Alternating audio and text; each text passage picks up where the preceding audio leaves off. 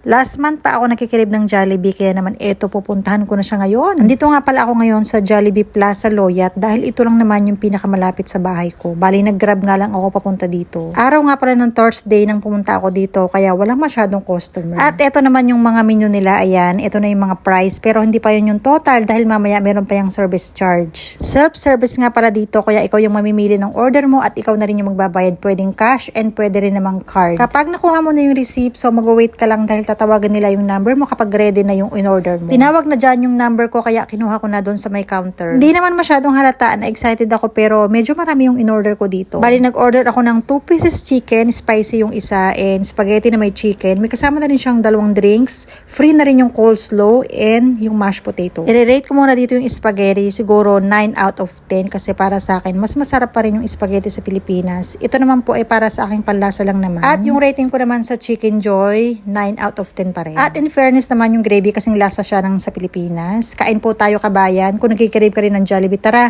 punta ka dito sa Plaza Loyat.